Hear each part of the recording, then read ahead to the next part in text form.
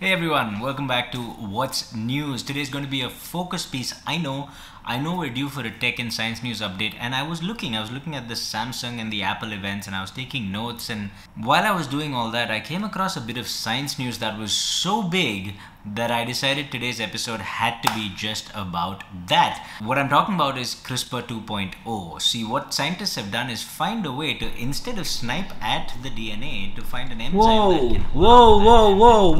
What is he doing? What did I say? Do you want to be a YouTuber even? Do you? Yeah, I'm trying. I'm trying. The topic is gene Well, editing. You went straight to CRISPR 2.0. What about CRISPR 1.0? What are genes? Okay. Can you give us some I context, see. some All right. background? You're right. This guy. You're right. My bad. I might have jumped the gun a little there. We're talking about gene editing today and how we got to where we are. So let's roll it back and get the basics out of the way really quick so we can get to the interesting stuff, right? So first of all, DNA. You know it, you've heard of it, the building blocks of life. Not quite. It's actually the instruction set to the building blocks of life, and this is what it looks like. Now, you've seen this before. It looks like a twisted ladder. Well, the sides of the DNA work just like the sides of a ladder. They give it form and structure. The middle bits, the rungs of the ladder, that's the interesting bit. See, each rung is made up of two proteins that bind to each other, and there are in total 4 proteins in any DNA sequence: adenine, thymine, guanine, and cytosine. Now, scientists just refer to them by their first letters A, T, G, and C, and that's what I'm going to go with as well. A and T bind together, G and C bind together. That's all there are, 4 combinations. Now, you might be thinking, how can all this information be coded in just 4 different combinations? Well, you are watching this video on a cell phone probably, or maybe a PC. That works on ones and zeros. How is so much information coming at you through ones and zeros? Well, the answer is you take a very long sequence of ones and zeros and suddenly you have possibly unlimited combinations. It's the same thing for DNA. You've got 4 combinations, but then you take multiple rungs of the ladder together to form a gene, and suddenly a gene can have so many different combinations that they can describe literally everything. For a human being, the average size of the gene is about 27,000 protein pairs. That's 27,000 of those rungs. So now that we know what a gene is, what is gene therapy?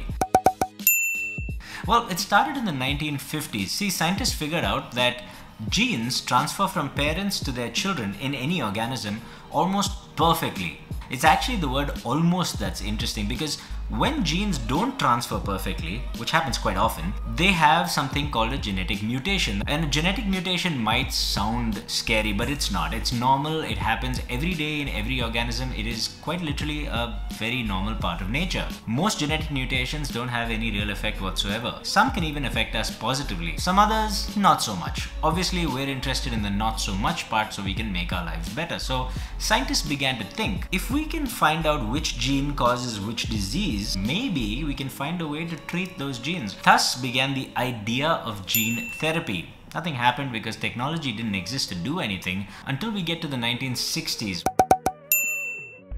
which had the first recorded instance of a scientist conducting gene therapy experiments on human beings. There were these 2 sisters that were affected by a disease that deprived them of the ability to regulate a certain protein in their body. Because they couldn't regulate the protein would accumulate in vast amounts and cause neurological damage. We're talking severe brain damage, epilepsy, the works. As a last-ditch effort, this one scientist got an approval to try gene therapy on them, and what he decided to do was to apply a rabbit virus to them. This particular virus was known not to harm human beings, but to reduce the amount of that particular protein in the human body. So he decided to inject the girls with that virus and see what happens. Maybe it would help.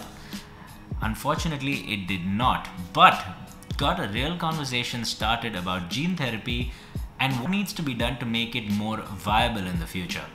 Scientists decided that just putting things in the body and hoping they take is probably not the best way to do things, and that if they wanted to make any real progress, they would have to have a more targeted approach.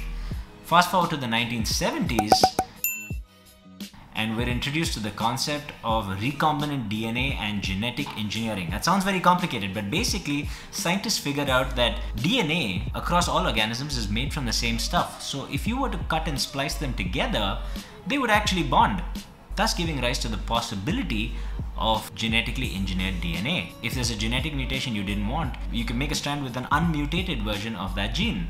Fantastic so far, but how do you deliver it to where you want it to go? Well, the answer apparently was in viruses.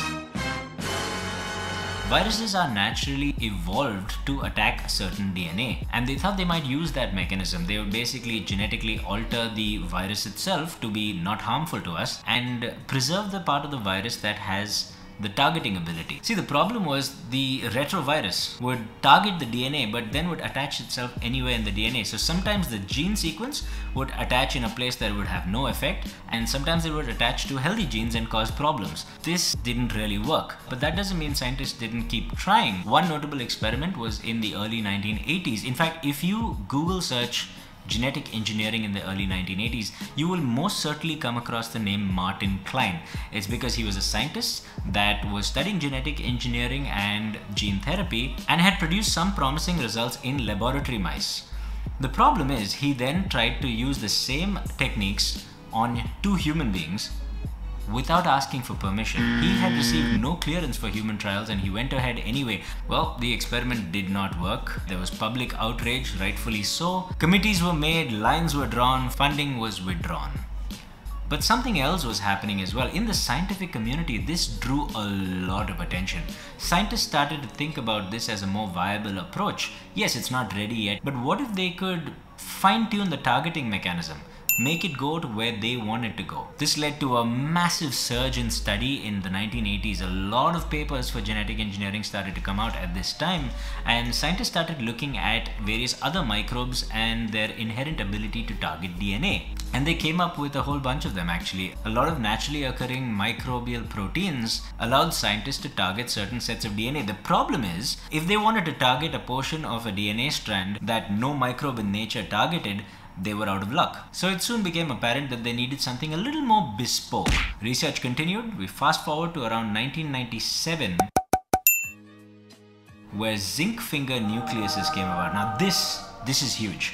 ZFNs were the first fully custom engineered proteins that could be given the ability to target any part of the genome. Scientists no longer needed to depend on what nature could provide. They could make it on their own. Gene editing basically comprises of 2 components. One, you need something to target a certain section of the DNA that it can bind to, and you need a second component that can basically cut the DNA at that position and allow the cell to repair that DNA. The cell has its own repair mechanisms. See, the problem with ZFNs and Talin, which was the successor to ZFN, was that they were still not that precise, but also that they were incredibly expensive to make, and they took a long time. It took maybe 2 or 3 years to engineer a protein. So while it was a step forward in the right direction, it wasn't the most viable solution for everyone, especially researchers in developing countries. How would they go about getting their hands on this sort of technology? 2012, however, changed all that with CRISPR.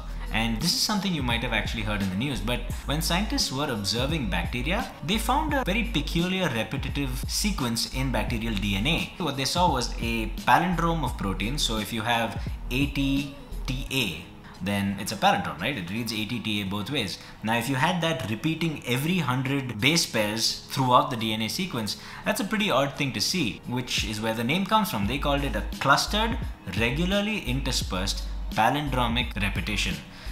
CRISPR. See, these bacteria, they had a special ability to adapt to viruses that were attacking them. Every time a virus would attack them, they would record a portion of the virus's DNA, and the next time the virus or one of its cousins might attack, they'd be ready for them and they would go on the defensive earlier. This meant that the bacterial protein could be easily programmed with RNA to home in on a specific part of a DNA, any part of a DNA. The difference was RNA are significantly easier to synthesize in the laboratory, and instead of 2 to 3 years, this could be done in days. In the scientific world, this was the equivalent of something that went viral. Pardon the pun.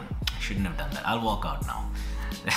The day the research paper came out, very shortly after, 5 other research teams published papers with what they had done with the CRISPR technology because it was that easy. Now, that's not to say that CRISPR is without its problems. See, one of the things that CRISPR does is after it attaches to a specific part of the DNA, it uses an enzyme to cut the DNA at that position and allow the cell to regenerate the DNA by itself. The problem is there's not much control over that regeneration process. Recently, the news came out that they'd found a new way to get by this problem. See, instead of the normal protein that they used to cut the DNA, they're now able to use a different enzyme that just blocks that part of the gene.